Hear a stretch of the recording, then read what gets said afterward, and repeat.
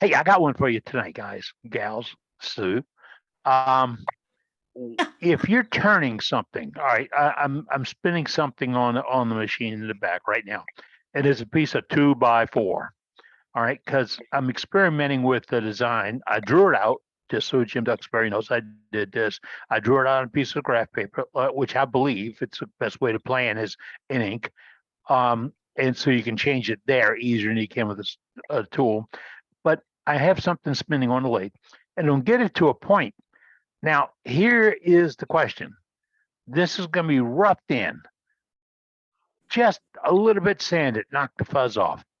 What would your, this is it, what would your preferred flash finish be to check out the quality of the work? What would you flash it with right then and there so you could get a better idea of what's in there for your work? Somebody's sharing this broadcast and I'm trying to stop it. I would do sanding sealer, Eddie. That's how I feel. I do 50-50 sanding sealer. That's what I do. And I've always felt it effervesces right off, and you can see, see the grain and everything. Oh yeah. Yeah, and it lets you. If I'm just doing something real quick, I shoot it with paint thinner just to see what it looks like. Oh, there you go. Shows the glue and everything else. It doesn't have to be sanded off. I just hit it with a light mist of paint thinner. You can do the same thing with denatured alcohol. Yeah. Yep. Yeah, people use DNA to get the fuzzies off and stuff too. Yeah, that's excellent advice. I've used that myself. Yeah, all kinds of tricks we got.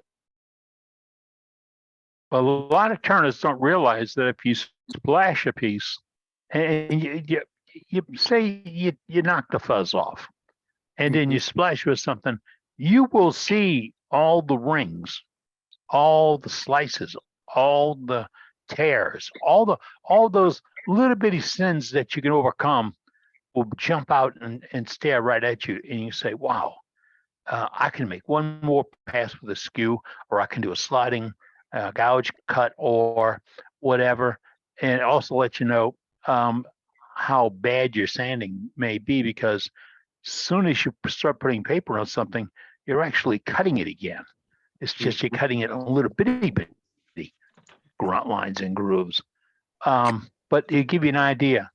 But my favorite one is sanding sealer, and on that I really like the deft, and I break it 50-50 with lacquer thinner, and it splashes on quick and that fast you can turn it around.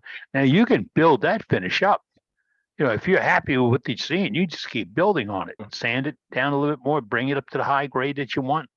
But it's going to also let you see the beauty of the piece. I'm not saying I was showing you all the flaws.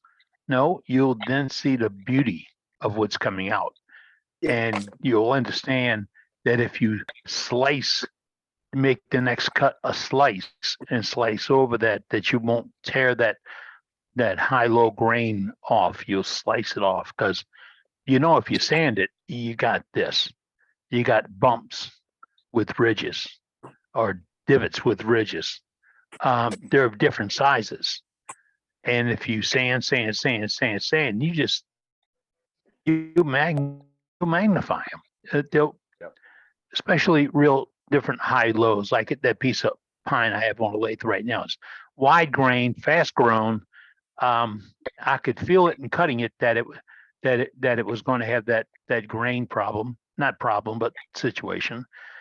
But that's when I decided, all right, I'm going to back off. This thing's got a fairly nice, straight, long shaft on it.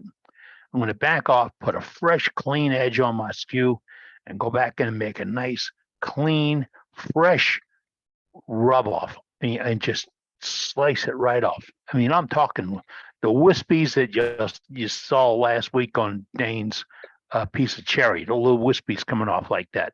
That's the kind of wispies I'm going to be looking for. I'll make that pass and I get them. Now, at that point, I'll probably have something perfect for continuing with. And I don't have to go to it with 80, 100, 120 grit paper.